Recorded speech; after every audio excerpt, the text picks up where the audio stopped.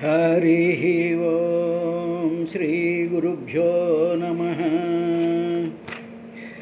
भजे व्रजैकमण्डनं समस्तपापखण्डनं स्वभक्तचित्तरञ्जनं सदैव नन्दनन्दनं सुपिञ्छगुच्छमस्तकं सुनादवेणुहस्तकम् अनङ्गरङ्गसागरं नमामि कृष्णनागरम् मनोजगर्वमोचनं विशाललोललोचनं विधूतगोपशोचनं नमामि पद्मलोचनं करारविन्दभूधरं स्मितावलोकसुन्दरं महेन्द्रमानदारणं नमामि कृष्णवारणम् कदम्बसूनकुण्डलं सुचारुगण्डमण्डलं व्रजाङ्गनैकवल्लभं नमामि कृष्णदुर्लभं यशोदया समोदया सगोपया सनन्दयायुतं सुखैकदायकं नमामि गोपनायकं सदैव पादपङ्कजं मदीयमानसे निजं दधानमुत्तमालकं नमामि नन्दबालकम् समस्तदोषशोषणं समस्तलोकपोषणं समस्तगोपमानसं नमामि नन्दलालसं भुवो भरावतारकं भवाब्धिकर्णधारकं यशोमतीकिशोरकं नमामि चित्तचोरकं दृगन्तकान्तभङ्गिनं सदा सदालसङ्गिनं दिने दिने नवं नवं नमामि नन्दसम्भवम् गुणाकरं सुखाकरं कृपाकरं कृपापरं सुरद्विषन्निकन्दनं नमामि गोपनन्दनं नवीनगोपनागरं नवीनकेळिलम्पटं नमामि मेघसुन्दरं तटित्प्रभालसत्पटं समस्तगोपनन्दनं हृदम्बुजैकमोदनं नमामि कुञ्जमध्यगं प्रसन्नभानुशोभनम् निकामकामदायकं दृगन्तचारुसायकं रसालवेणुगायकं नमामि कुञ्जनायकं विदग्धगोपिकामनोमनोज्ञतल्पशायिनं नमामि कुञ्जकानने प्रवृद्धवह्निपायनं यदा तथा यथा तथैव कृष्णसत्कथा मया सदैव गीयतां तथा कृपा विधीयताम्।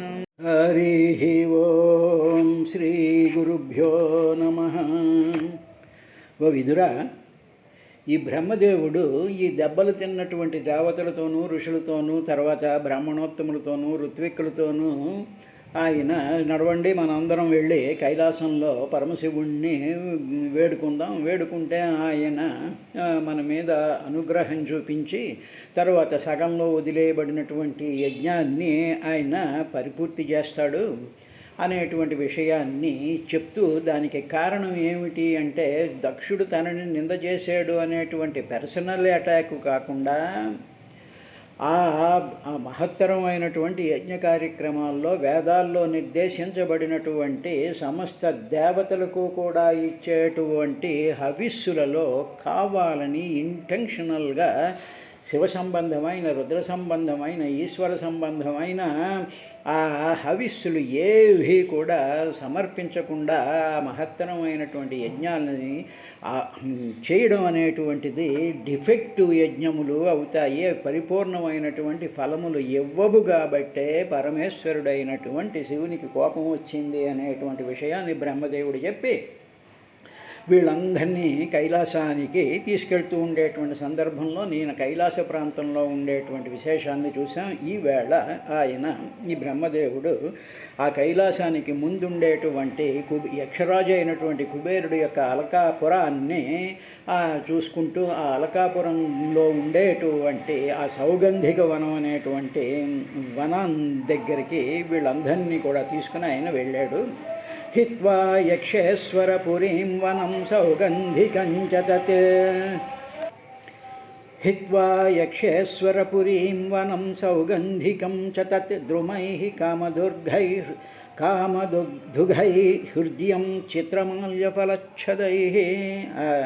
ఆ కుబేరుడి యొక్క అలకాపురిని దాటి సౌగంధిక వనం చేరుకున్నారయ్యా వాళ్ళందరూ కూడా. అక్కడ కామదుఘై సమస్తమైనటువంటి కోరికలను ఈడేర్చేటువంటి కల్పవృక్షాల ద్రుమైతో చిత్రమాల్యఫలచ్ఛదై చిత్ర విచిత్రములైనటువంటి పూలతోనూ తర్వాత పళ్ళతోనూ చాలా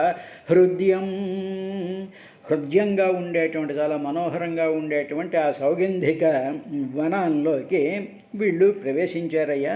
అక్కడ ఆ వనంలో రక్తకంఠగణీక స్వరమండిత షట్పదం కలహంసకుల ప్రేష్ఠకరదండజలాశయం. రక్తకంఠగణీక స్వరమండిత షట్పదం కోకిలలు తర్వాత పక్షుల గుంపులు ధ్వనుల చేత అక్కడంతా వనమంతా కూడా శోభిస్తున్నది. అదే కాకుండా షట్పదమండిత గానాలు అంటే షట్పదములు అంటే ఈ తుమ్మెదలతోనూ తర్వాత కలహంసలతోనూ చిలకలతోనూ రకరకాలైనటువంటి పక్షులతోనూ కూడా వాటి యొక్క కోర్తల చేత అక్కడ వనం అంతా కూడా ప్రకాశిస్తూ ఉన్నదయ్యా. అయిన తరువాత కలహంస కుల ప్రేష్ఠకర దండజలాశయం. తరువాత అక్కడేమో చాలా ఆ సౌగంధిక వనంలో అనేక రకాలైనటువంటి జలాశయాలు ఉన్నాయి. ఒక్కొక్క జలాశయానికి ఒక్కొక్క రకమైనటువంటి పవిత్రత, ఒక్కొక్క రకమైనటువంటి ప్రభావము ఉంటుంది అనేటువంటి విషయం మిగతా పురాణాల్లో మనకు అనిపిస్తూ ఉంటుంది. అక్కడ ఉండేటువంటి ఆ జలాశయాలన్నిట్లోనూ కూడా ఏమిటున్నాయి అంటే కలహంస కుల ప్రేష్ఠకర దండజలాశయం.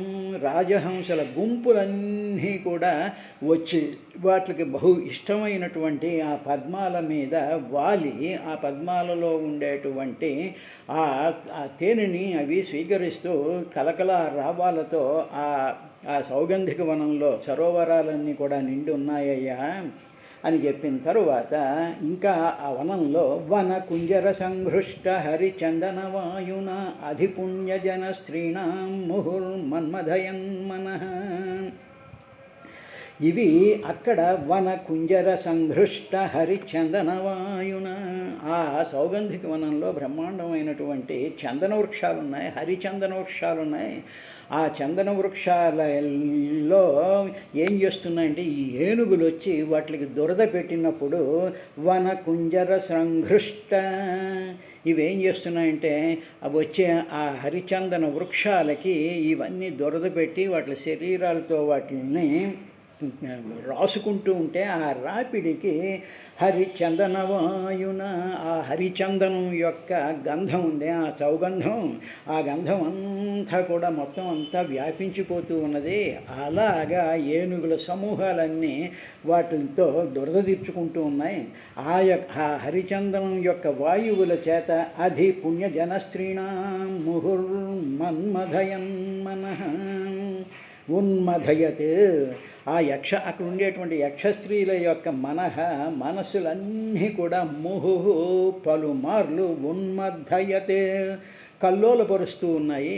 అంటే ఏమిటంటే మంచి ఫ్రాగ్రెన్స్ వస్తూ ఉండేటువంటి సందర్భంలో మంచి సుగంధాలో లేకపోతే మల్లెపూలో సుగంధాలో లేకపోతే ఇటువంటి సువాసనలు వచ్చినప్పుడు మానవులలోనూ తర్వాత దేవతల్లోనూ యక్షస్త్రీలు వీళ్ళందరిలోనూ కూడా కామోద్దీపన కలిగేటువంటి విధానం ఉంటుంది.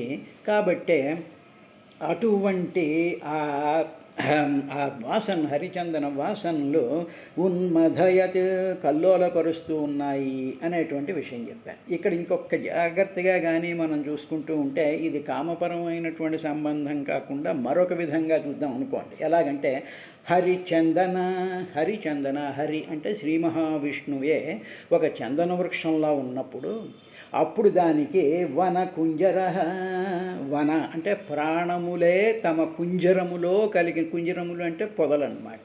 వనము అంటే ఏమిటంటే ప్రాణములు. మామూలుగా ఆ ప్రాణాలు హృదయ కుంజరంలో ఉంటాయి. హృదయం అనేటువంటి దీంట్లో ఉన్నటువంటి జీవుడి యొక్క ఆ శరీరము ఆ మనసు ఈ హరి అనేటువంటి చందన వృక్షానికి కానీ దానితో పెనవేసుకొని దాన్ని రాసుకుంటూ దానినే ఒళ్ళంతా మనసంతా కూడా నింపుకుంటూ లేపుకుంటూ ఉండేటువంటి సందర్భంలో మనసు అనేటువంటి ఆ బుద్ధి అనేటువంటి స్త్రీలన్నీ కూడా ఉన్మధయత్ ఒక మత్తులోకి వెళ్ళిపోతూ ఉంటుంది. అంటే పరమాత్మ యొక్క జ్ఞానం, పరమాత్మ యొక్క స్పృహ, పరమాత్మ యొక్క వాసనలు ఇవన్నీ కూడా ఏం చేస్తూ ఉంటాయి అంటే భక్తులైనటువంటి మహానుభావుల యొక్క మనసంతా కూడా కల్లోల పరిచేసి ఉన్మత్త స్థితికి వెళ్ళిపోయేటువంటి విధంగా అక్కడ పరిస్థితి ఉంది. సరే, మామూలుగా చూస్తే ఆ చందనం యొక్క ఫ్రాగ్రెన్స్ వల్ల ఆ స్త్రీలందరూ కూడా కామోద్దీపితులయ్యారు అనేటువంటిది మామూలు అర్థం. ఇది అయిన తర్వాత అక్కడ అనేక రకాలైనటువంటి దిగుడు బావులు ఉన్నాయి. వైడూర్యకృత సోపానావాప్య ఉత్పలమాలినీ ప్రాప్తం కిం పురుషై దృష్ట్వాత దదృశుర్వటం. అక్కడ ఆ వనంలో దిగుడు బావులు ఉన్నాయి. ఆ దిగుడు బావులు మెట్లన్నీ కూడా వైడూర్య మాణిక్యాలతో పొదగబడి ఉన్నాయ్యా. అక్కడ దిగుడు బావుల్లో ఏమిటున్నాయి అంటే నల్ల కలువలతో ఉన్నాయి. పెద్ద పెద్ద దిగుడు బావులు ఉన్నాయి. ఆ దిగుడు బావులకేమో మెట్లు ఉన్నాయి. ఆ మెట్ల మీద ఏమున్నాయంటే వైడూర్యకృత సోపాన, వైడూర్యమణుల చేత అవన్నీ కూడా మెట్లన్నీ కూడా నిండున్నాయి. తర్వాత దిగుడు బావి చుట్టూ ఉండేటువంటి ఆ గోడలు కూడా వీటితోనే నిండున్నాయ్యా. అందులో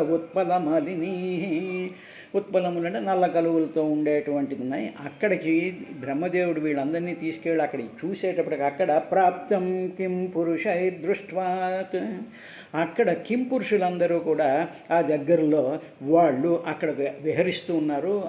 ఆ దిగుడు బావులు చుట్టూ కూడా కిం పురుషులు అనేటువంటి దేవతాగణాల వాళ్ళు అక్కడ వాళ్ళు విహరిస్తూ ఉండేటువంటి దాని దగ్గర చూశారు. అలాగే చూస్తూ ఈ దిగుడు బావులను చూసుకుంటూ బ్రహ్మదేవుడు దూరంగా చూసేటప్పటికి అక్కడ అరాదృశ వటం, ఒక బ్రహ్మాండమైనటువంటి వటవృక్షం ఒకటి దూరంగా కనిపించిందయ్యా బ్రహ్మదేవుడికిను ఈ దేవతలందరికీను అనేటువంటి విశేషాన్ని మైత్రేయ మహర్షి విదురుడికి చెప్పినట్టుగా సుఖబ్రహ్మ పరీషన్ మహారాజుకి చెప్తున్నటువంటి విశేషాన్ని చతుర్థ స్కందం 6వ అధ్యాయంలో సూత మహర్షి నైమిసారణ్యంలో సౌనికాది మహర్షులకి చెప్పాడు. ఇక్కడ దిగుడు బావులు అనేటువంటివి వినేటువంటి విశేషం ఏమిటి అంటే మనకి తిరుప్పావైలో అమ్మవారు ఆ గోపికల్ని ఒక్కొక్క గోపికల్ని లేపుకుంటూ వచ్చేటువంటి సందర్భంలో ఆ నందుడి యొక్క ఇంటి వెనకాల ఒక దిగుడు బావి ఉందని, ఆ దిగుడు బావిలో కలవలన్నీ వికసిస్తూ ఉన్నాయి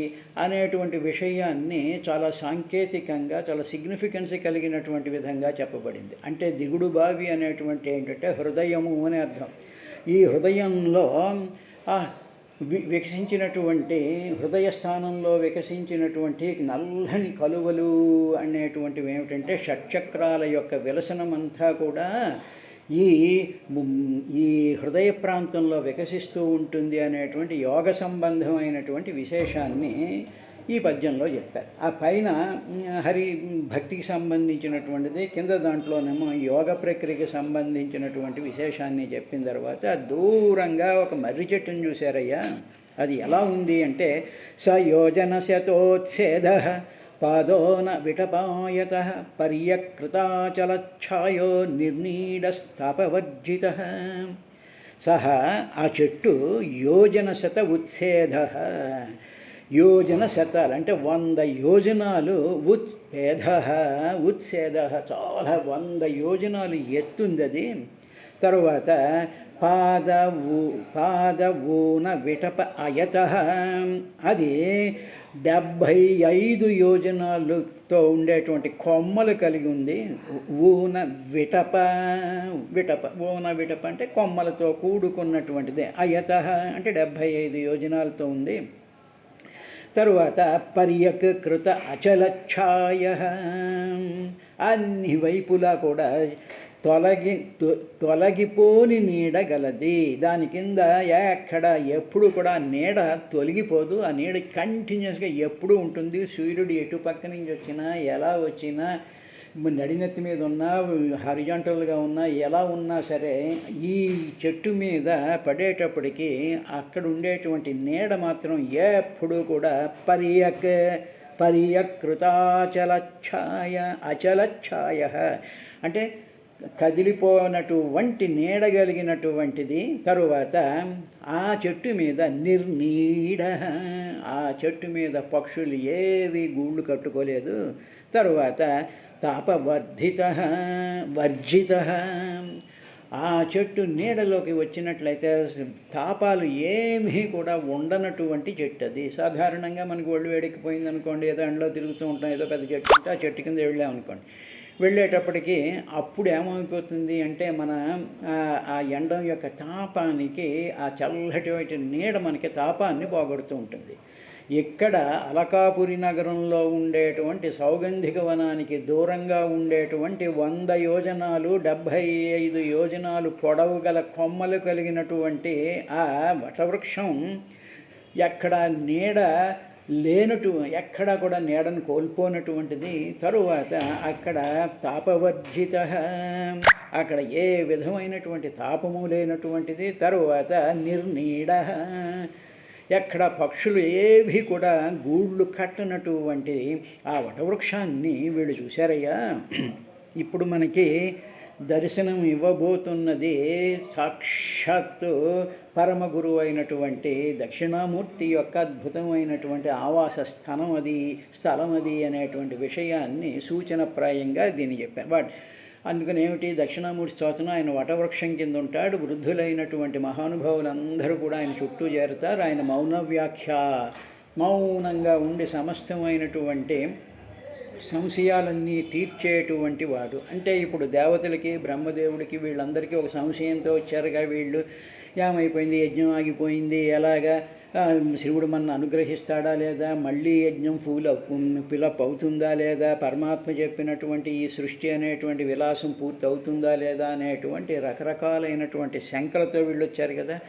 అందువల్ల సమస్తమైనటువంటి శంకలని, తరువాత మనలో ఉండేటువంటి డౌట్స్ని, వీటిలన్నిటినీ కూడా చాలా మౌనంగా తీర్చేటువంటి ఆ దక్షిణామూర్తి యొక్క దర్శనాన్ని మనం చేయబోతున్నాం. దానికి ఆయన ఎక్కడుంటాడు అనేటువంటిది ఇదన్నమాట. సయోజన శతోత్సేద పాద ఊనవటపాయత పర్యకృతాచలఛాయో నిర్నీడస్తాపవర్జిత. అదైన తర్వాత తస్మిన్ మహాయోగమయే ముముక్షు శరణే సురాః దదృశు శివమాసీనం త్యక్తామర్షమివాంతకం. తరువాత ఆ చెట్టు ఉంది, ఓ ఇదిరా, అదేమిటో తెలిసిన మహాయోగమయే, మహాయోగములతో కూడుకున్నటువంటిది. యోగములు అంటే ఏమిటంటే మామూలుగా అణిమాది సిద్ధులు అంటారు చూసారా, అష్టసిద్ధులు అనేటువంటివి. ఆ అష్టసిద్ధులతో కూడుకున్నటువంటి క్షేత్రం అది. ఆ మర్రి చెట్టుల దగ్గర అణిమాది అష్టసిద్ధులు కూడా ఉంటాయి అక్కడ. తరువాత మహాయోగమయే ముముక్షు శరణే సురాః. తరువాత మహాయోగులైనటువంటి అణివాది సిద్ధులే కాకుండా మహాయోగులైనటువంటి సనకాది మహర్షులు ఎప్పుడు కూడా ఆ చెట్టు నీడ దగ్గర వాళ్ళు నిరంతరం అక్కడే తిరుగుతూ ఉంటారు. చాలా టైం అంతా కూడా వాళ్ళు అక్కడే శరణు పొందుతూ ఉంటారు. అంటే ఇప్పుడు ఆ వృక్షం యొక్క భావన మనం చేస్తున్నాం అనుకోండి, అంటే ఇప్పుడు ఆ చెట్టు, ఆ నీడ, అక్కడ ఉండేటువంటి ఆ ఎత్తైనటువంటి మర్రి వృక్షం మనం ఒక భావన చేసినట్లయితే ఆ మర్రి చెట్టు చుట్టూ 4 బాలకుల రూపంలో ఉండేటువంటి మహాయోగమయ్యే మహాయోగులైనటువంటి వాళ్ళు ఉంటారు అక్కడ. అదేవిధంగా ఆ చెట్టుపై నుంచి అణిమాది అష్టసిద్ధులు కూడా దాని కిందకి వెళ్ళినప్పుడు అష్టసిద్ధులు కూడా పొందేటువంటి ఆ అదృష్టం అక్కడ ఉండేటువంటి వాళ్ళకి కలుగుతుంది. ఇక రెండోది ముముక్షు శరణే, మోక్షమే కావాలి అనుకోనుకునేటువంటి వాళ్ళకి శరణే, అది శరణము. అంటే అది చెట్టు కాదు, ఎవరైతే మాకు మోక్షం కావాలి, జన్మ సంసార బంధనాల నుంచి బయటపడాలి అనేటువంటి సుదృఢమైనటువంటి కోరికతో ఉండేటువంటి వాళ్ళు ఈ వటవృక్షం కింద కూర్చొని ధ్యానం చేసినట్లయితే వాళ్ళకి ఈ సంసార బంధం తొలగిపోయేటువంటి శరణం ఇచ్చేటువంటిది అది. తస్మిన్ ఆ చెట్టు దగ్గర ఆసీనం ఒక వ్యక్తి కూర్చుని ఉన్నాడే, ఆసీనం కూర్చున్నాడు ఒక ఆయన ఎవరంటే త్యక్త అమర్షం. అమర్షం అంటే కోపం. త్యక్త పూర్తిగా కోపం వదిలేసినటువంటి అంతకం ఇవ, కోపం వదిలేసినటువంటి యముడిలాగా శివం సురాహ దదృశు. యముడికి కోపం వచ్చింది అంటే మొత్తం అంతా విలయం అయిపోయి సమస్తమైనటువంటి ప్రాణుల్ని కూడా సంహారం చేసేస్తూ ఉంటాడే, అలాంటి యముడికి కోపం తగ్గిపోతే ఏ విధంగా అయితే ప్రశాంతం అయిపోతుంటుందో, సృష్టి అంతా కూడా ప్రశాంతం అయిపోతుందో, ఆ స్థితి కూడా ప్రశాంతం అయిపోతుందో, అలాంటి అంతకం ఇవ త్యక్త అమర్షం, కోపము వదిలేసినటువంటి యముడి వలె ఉన్నటువంటి శివం సురాహ దదృశు. దేవతలందరూ కూడా సురాహ దేవతలందరూ కూడా దదృశు చూచిరి. ఎవరు ఆ చెట్టు కింద ఎవరెవరు ఉన్నారు? సనకాది మహర్షులందరూ ఉన్నారు. తర్వాత మోక్షం కోరుకునేటువంటి వాళ్ళందరూ అక్కడ చేరారు. ఆ చెట్టు యొక్క నీడలో నుంచి ఆ చెట్టు యొక్క ఆ ప్రభావం అంతా కూడా దానికి సంబంధించినటువంటి వాసనా స్వరూపం అంతా కూడా అణిమాది సిద్ధులతో ప్రసాదించేటువంటి దాని దగ్గర కోపాన్ని వీడినటువంటి యముని వలె అక్కడున్నాడు. అంటే ఇక్కడ గమనించవలసినటువంటిది ముఖ్యంగా ఇక్కడ చెప్పినటువంటి త్యక్త అమర్షం, కోపాన్ని విడిచినటువంటి వాడికి మాత్రమే ఆ స్థితి కలుగుతుంది. అందువల్ల క్రోధాద్భవతి సమ్మోహో స్మృతిభ్రంశః, స్మృతిభ్రంశాత్ బుద్ధినాశాత్ ప్రణశ్యతి అని భగవద్గీతలో చెప్పినట్టుగా మొత్తం అంటే అసలు ఆ మనిషి యొక్క జీవితం విలువ అంతా కూడా పోతుంది ఆ కోపం ఉన్నప్పుడు. కాబట్టి మనిషి జీవితం యొక్క గతి విలువ తెలుసుకోవాలంటే త్యక్త అమర్షం, విడవబడినటువంటి కోపం ఉండాలి. కాబట్టి ఆ నీడలోకి వెళ్ళినటువంటి ఆ స్థితిని చూసేటప్పటికీ వచ్చినటువంటి వాళ్ళు భక్తులు కానివ్వండి, సాధకులు కానివ్వండి, మునులు కానివ్వండి, యోగులు కానివ్వండి, వీళ్ళందరికీ కూడా త్యక్తామర్షం, కోపం విడిచేటువంటి పరిస్థితి కూడా ఆ ఎన్విరాన్మెంట్లోకి వస్తుంది. That is the effect of the environment అనేటువంటి విషయంకి మనకి భాగవతం ఇండైరెక్ట్లీ దాన్ని సూచిస్తూ ఉన్నదయ్యా. అన్న తరువాత ఏం చేస్తున్నారు అక్కడ చూస్తున్నటువంటిది ఏమిటంటే సనందాద్యైర్మహాసిద్ధైశాంతై సశాంత విగ్రహం ఉపాస్యమానం సఖ్యా చ భర్త్రా గుహ్యకరక్షసాం. శాంతై, ఏ విధమైనటువంటి రాగద్వేషాలు లేని శాంతి ఎప్పుడు పోతుంది అంటే రాగద్వేషాలు ఉంటే శాంతి పోతుంది. అంటే ప్రేమ ఉన్నా ద్వేషం ఉన్నా వెంటనే మనసు యొక్క శాంతి చెడిపోతుంది. కాబట్టి శాంతై అంటే వాళ్ళు శాంతంగా ఉన్నారు అంటే దాని అర్థం ఏమిటనమాట, రాగద్వేషాలు లేవు అని అర్థం. చాలామంది అంటారు మాకు రాగద్వేషాలు లేవండి, మేము చాలా శాంతంగా ఉన్నామండి అంటే ఏం లేదు. ఆ రాగద్వేషాలను ఏం చేసాం, దాని మీద కాసేపు దుప్పటి కప్పామన్నమాట. అవి లోపల అణిచిపెట్టేసేసుకుని పైకి ఏదో చాలా శాంతంగా ఏదో చాలా ప్రశాంతంగా కూర్చుని ఏదో పారాయణ చేసేస్తున్నాము అనుకునేటువంటిది కాదు అది.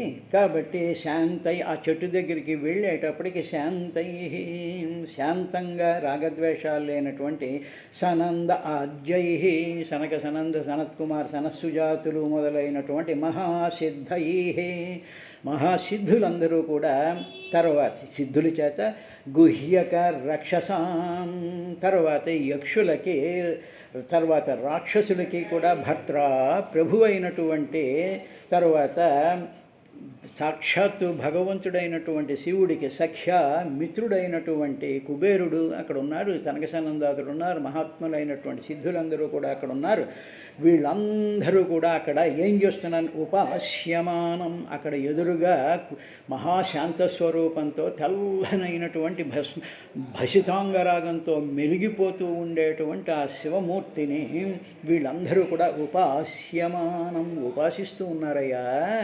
అటు ఆ శివుడు ఎలా ఉన్నాడంటే సశాంత విగ్రహం, కూడుకున్నటువంటి శాంత విగ్రహం, పరిపూర్ణమైనటువంటి శాంతమే ఒక విగ్రహం విగ్రహంగా కలిగినటువంటి ఆ శివుడి దగ్గర ఉపాస్యమానం. ఉప అంటే చాలా దగ్గరగా, ఆస్య ముఖములతో, మానం ఆయనని కొలుస్తూ ఉన్నారు. మామూలుగా కొంచెం ఇటు అటు చేసి విడదీస్తే అది అర్థమవుతుంది. అంటే ఏమిటి, కళ్ళు తెరిచి శశాంత విగ్రహంతో ఉండేటువంటి ఆ మర్రి చెట్టు కింద కోపం విడిచినటువంటి యముడులా ఉండేటువంటి శివుడి దగ్గరగా వీళ్ళందరూ కూడా కూర్చుని ఆయనని ధ్యానిస్తూ ఉన్నారయ్యా అని విదురుడికి ఈయన మైత్రేయ మహర్షి చెప్పాడు. అక్కడ విద్యా తపో యోగ పదమాస్థితం తమధీశ్వరం చరంతం విశ్వసుహృదం వాత్సల్యాల్లోకమంగళం. అక్కడ విదురా, జగన్నాథుడైనటువంటి శివుడు ఆ సాధకులందరికీ కూడా మార్గదర్శనం చేయడానికని చెప్పి ఉపాసన, చిత్తేకాగ్రత, తర్వాత అష్టాంగ యోగం అనేటువంటి సాధనలను ఆయన అనుష్ఠిస్తూ అక్కడ ఉండేటువంటి వాళ్ళందరికీ కూడా ఆయన అవి చెప్తూ ఉంటాడయ్యా. చాలా మౌనంగాను ఆయన జగత్తంతటికీ కూడా హితం చేసేటువంటి వాడు, మిత్రుడు అయినటువంటి వాడు. తరువాత ఆయన పరిపూర్ణంగా ప్రేమస్వరూపుడు అవడం చేత లోక కళ్యాణం కూడా చేస్తూ ఉంటాడయ్యా అనేటువంటి విషయాన్ని బ్రహ్మదేవుడు 35వ శ్లోకంలో దేవతలకు చూపించారు. దీని వివరం రేపటి కార్యక్రమంలో చూసి ఆ దక్షిణామూర్తి యొక్క స్తోత్రాన్ని ఒకసారి మనం చేసుకుని ముందుకు వెళ్దాం.